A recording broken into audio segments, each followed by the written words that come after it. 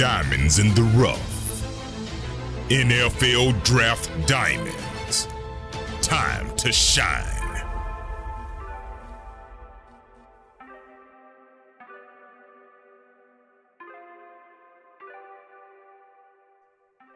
Hi, my name is Jimmy Williams with NFL Draft Diamonds, and we are the scouting staff for the Hula Bowl.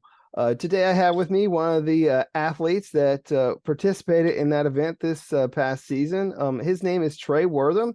He's a defensive back out of UConn. Nice to have you on, sir. Hey, thank you for having me. I appreciate the opportunity. So yeah, we had you come to our event. Actually, not the only UConn member that came to us, but I mean we were certainly thankful to have you. A pretty physical guy at the line of scrimmage, and felt like you were able to hold your own. But before we get talking more about some football, set the stage if you don't mind. Tell me where you're from, where you went to high school, and walk me through your journey a little bit. Okay, well, my name is Trey Wortham. I'm from Stockton, California. I went to high school, local guy, Bear Creek High School in Stockton, my city. And then after that, I played JUCO, junior college, for 2 years, also in my city, Delta Junior College, played for Coach Gary Barlow. And then I was fortunate enough to his teammate was a DB coach at UConn at the time. So Coach Barlow, he showed Coach Perkins my tape. They liked it. I got offered to UConn, and I got invited to the Hula Bowl. No, I'm just playing. But then, right. Well, I mean, yeah, obviously some years in between there yeah, to get some things done there for UConn. But I mean, yeah. So from Stockton, California, definitely one heck of a trek. Going all over creation there. So let's kind of take a step back to your days in Stockton, in high school. Did you participate in any other sports besides football? I mean, anything else that you want to share? I practiced with the track team my sophomore year. I didn't participate in events. I don't know why. And then my senior year, I was going to play basketball, but then I had a hairline fracture in my fibula, so I couldn't play then. But other Well, than that, that it was it. sucks. Yeah. Huh? Well, hey, I mean, obviously it happens, every so often. People just kind of focus on one sport in high school, and then sometimes they kind of cross train a bit. So I definitely understand that. But just kind of want to ask the overarching question: why football, man? Why do you love this game so much? Just because ever since I remember watching LaDainian Tomlinson when I was little, and just the spark that he brought to he was really my whole childhood. And when he broke the scoring record, when he scored the 31 touchdowns, it was just,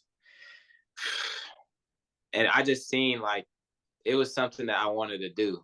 I always played outside with my friends and whatnot, like two-hand touch, concrete football, freaking three flags up, all types of football games. And then I decided to pursue it.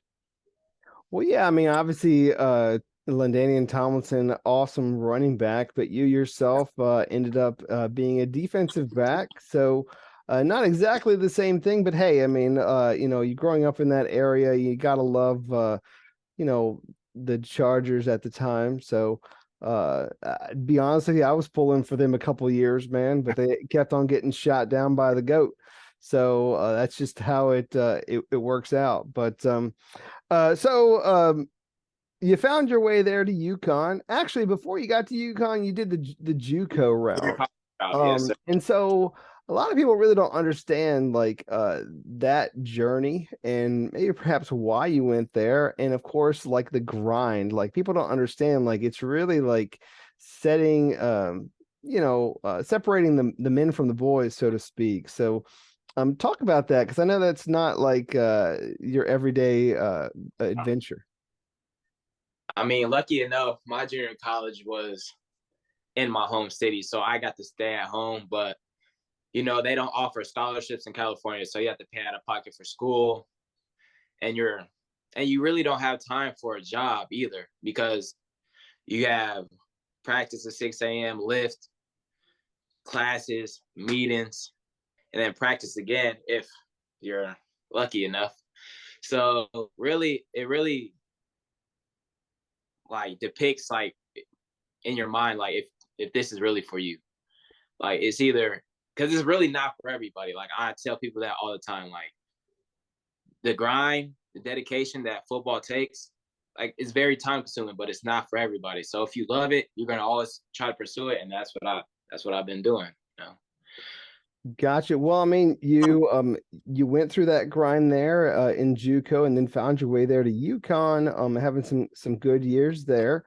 And I don't know what your situation is academically. Have you already graduated from UConn? Yeah, I just graduated in December with I got my I was majoring in urban and community studies, so I got my degree in that. Nice. Well, at least you could tell your folks, hey, I got that degree, right? I mean, it's always a good thing, just a check mark, for a lot of guys. So You'll get the most expensive pice of paper you'll get. I don't know why I keep messing that no, up. no, it's all good. Tell me about UConn and what makes it so special to you that either the university, the coaches, the everything there, man. Talk about that university. UConn, it offers you a once in a lifetime experience because they don't have like the professional team. So all eyes are on the University of Connecticut. So they always come out and support. It doesn't matter if it's 10,000 people or 28,000 people. Like you're gonna hear their voice, like the fans. We love the fans, and really just the brotherhood that we were building there. That's something I always appreciate under Coach Moore and those guys. They really set the standard high, and I'm excited to see what they do going forward. Nice. And then talk about your guys' defense there. I mean, and how you kind of were worked into the mix there. I mean, certainly, of course, you are a defensive back but that can mean a whole lot of different things. I mean, I don't know what side of the field you were playing more or less, but talk to me about your experience overall there in that secondary. Bunch of dogs, man. Love those guys. I mean, my junior year there, we were under Coach Perkins. Loved him. He taught me a lot about. He's the one who helped me transition from the junior college to the Division I level. A lot of meetings, a lot of individual time spent trying to get me right. And then this year, these guys really just helped me grow as a player and as a man, and understanding football way more. Like not knowing just the how to do things, but the why to do things and why we do it. So I feel like that helped elevate my game, and hopefully it showed a little bit this year.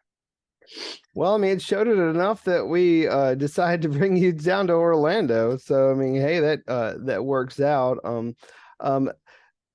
Obviously, a corner. Who do you think is the best corner in the league right now? I mean, I'm gonna go ahead and put you on the spot. Best corner in the league. I'm gonna go with a slot guy and Kenny Moore. Kenny Moore.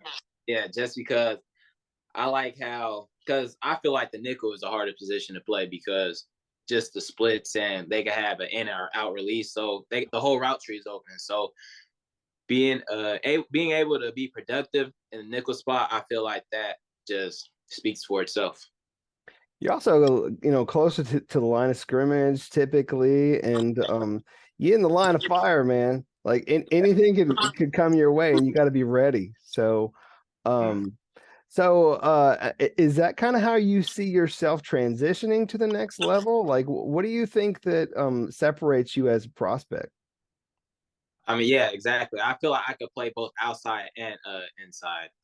Like I'm big enough and athletic enough, and I have the technique as well. So like I feel like I'm a good mixture of God-given ability and technique to where I could play inside and out, and I'm not afraid to tackle. So I feel like that would like you won't have to take me out in run situations. Like I could go in there and get my hands dirty as well. So I feel like that is what makes me a good prospect.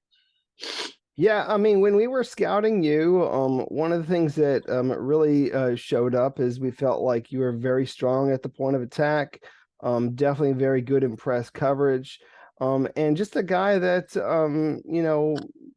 can attack. And so you really need guys to be able to get in your face at the line of scrimmage and play man and play it effectively. And buddy, we had to get you down to Orlando. Talk about that whole I don't know experience for you, if you don't mind, whether it be getting the call coming down here. I don't know how travel was, if you had any problems. Hopefully not, but let's get to talking about the Hula Bowl for a little bit. But yeah, I remember because you guys had just invited a good friend of mine, Jeremy Lucian, and then I congratulated him. Talking, then it felt like a couple of days later, because my phone was on Do Not Disturb. He texted me. He was like, "Hey, did you get a call?" I was like, "Oh snap, I did. Why? What's up?" He was like, "You're gonna want to answer this call." And then I got the call. I was excited. I didn't really know what to expect, but going there, it was a great experience. You got to all you could really ask for is the exposure and the opportunity. And that's what the Hula Bowl provided. And you got to meet great guys all across the country. Like I played with a guy who went to LSU, like never in a like that is crazy. LSU. So just to be able to compete against other guys and like see where you stand with the other guys and just knowing that you could compete with anyone it was a great feeling. Great. Well, I mean, how you think you did? I'm just kind of curious. Huh? How you think you did amongst all those guys? I mean, the first day, like I'm just my hardest critic. The first day I didn't really feel like myself. But the rest of the days I felt good. I felt like I was getting my feet back under me and I was felt like I was able to show a glimpse of what I could do, especially when it came to the game because they didn't really throw for real, but I was able to make a couple tackles, so shows I Well, I could get mean, a little bit. dude, an all-star event is what it is, man. Like, Yeah, they throw a playbook at you and throw like a bunch of dudes together and say, "Hey, go be a team out there on the field." And so, I mean, it's not always the easy thing to do for everybody, but certainly I had to put you out there and put you into the mix and see what you got. And I guess the other part of the other aspect about the whole week is dude, you get to sit down with some NFL scouts. yeah, the scouts. And so talk about that if you don't mind, either like how many of them you got and or like maybe some of the questions you got. I mean, the questions I got really just they just want to know like how you are as a person, to be honest. Like, and it's no need to lie to them or try to act like you're something that you're not because 9 times out of 10 they already know everything. Like if it's important enough, they know it about you. So it's really just important to act like yourself and be yourself in front of them. Well, yeah, I mean, most often that yeah, they already know the answers, man. Yeah. So you can't lie to those people because they do the deep dive on everybody. So, approximately how many teams do you think you spoke to at the Hula Bowl? I spoke to, I believe, 3, and then teams reached out for like questionnaires, but I don't really know what that means. But so I filled out things for teams and I talked to a couple teams, but other than that, I was still grateful for the opportunity. It could have been because before I got the opportunity at the Hula Bowl, I was talking to zero. So, I'm always just grateful for the opportunity. Well, hey, I mean, more often than not, it's the teams that act like they're not interested where you may end up. So just kind of keep that in mind. But certainly you'll be able to continue to impress scouts once your pro day rolls around. So you'll get plenty of time, plenty of more time, and plenty more interviews at that time for sure. So Trey, when we look at your career as a whole, including your Hula Bowl experience, what's going to stick out for you? What are some of the highlights and maybe like better games of your career that you can share? Is there like maybe a particular play when you were able to make like a good tackle or pick or something that you want to share with me? Um, yeah, I mean, there's so many. don't want to say so many games to choose from, but I'll go back to my first career interception. Then it was against Yale. It was they had a nub tight end. He ran like an out nub. I was in trail, but I didn't panic, and like I looked at the ball. Like once I got attached, I looked for the ball, and like I don't remember how the play happened, but like I snatched it from him, and it was it was a cool moment because I had to face like a lot of adversity going into that week, and like my mind was just like all over the place. But once I got on that field, it was good just to be back in that mode and just focus on the thing that I love the most. Well, definitely, as long as you're in that zone, able to make those plays, I mean, that's really all that counts. So, Exactly. Well, Trey, I want to take a moment to step off the football field a little bit and figure out who this Trey Wortham guy is. Kind of normally, like when there's no football going on. So, tell me something about yourself that maybe not everybody knows. Something interesting, fun, unique, or whatever. So, give me a little something. It's funny because like I usually like wear glasses, and like my old DB coach, like he always makes jokes about how like I'm really like a nerd outside of football. So that's really what comes to mind. Like I don't really go out much. I just like to chill. Like I'll play the video game. I'll read some poems. I read the Bible. I just like to read, to be honest. I be reading a lot on my spare time, playing games on my spare time, and just being a No, I get it. So, I mean, if you say you're a nerd, if it's not football, what are you a nerd of? If it's not football, I know that's really, a wild question, but yeah. If it's not football, I'm really a nerd for like I believe it's Norse mythology. That's what it's called. I believe it's Norse mythology. Okay, I stuff like mythology like that. that's interesting. So, like, Yeah.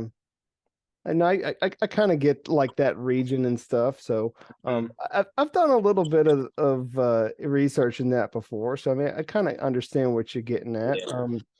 A couple more questions that are non-football related, real quick. So, if you had the money to get it, man, what would be your dream car? The crazy thing is, I'm cheap. I don't even think about dream cars and whatnot.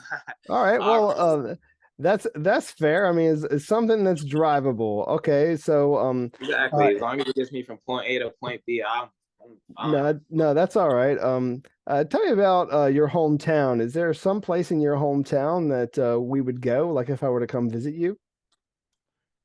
Um, it's a small town. We really only have a mall, a bowling alley, and movies.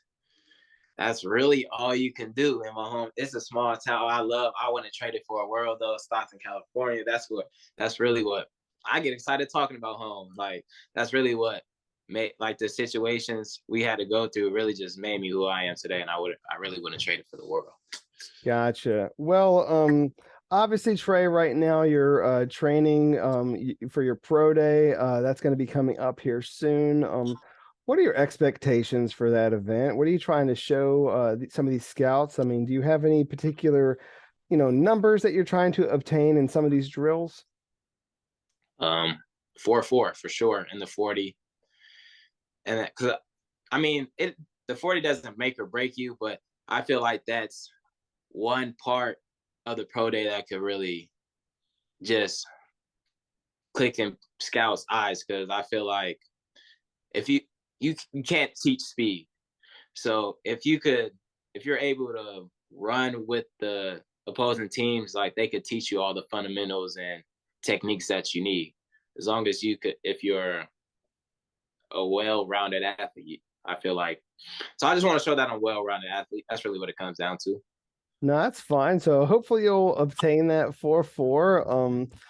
You got a decent vert too. You training on those things and all that Yeah, as well. yeah, but I feel like I could jump with the best of them. So All right. Well, all that stuff sounds good. Trey, why don't you break us down, man? As obviously, you did get a chance to talk to some scouts. I want you to talk to the rest of them right now and tell them why they need to take a chance on you, maybe draft you, sign you, and bring you into their franchise. So go ahead and close us with that. Okay, well, I'm Trey Wortham, and if you don't pick me, you would be missing out on a hidden gem, I'd say, because I've been doing this a long time, a long, long time, and I've always felt like this moment's for me. So no moment's too big, no moment's too small. I like to stay in the moment though, so I really can't speak on the future. I just know whoever takes a chance on me is getting a hell of a football player, an even better person, and one of the hardest workers that they'll have for sure. Great. Well, Trey, do wish you very best of luck in this process. I mean, it is a little bit of a grind, but you're kind of used to that, right? Since I was 8 years old, man. That's all. It's all football. That's all me. No, I get you. Well, thanks very much for the interview. Once again, Trey Wortham, defensive back out of Connecticut, UConn. So definitely check him out. Thank you for having me.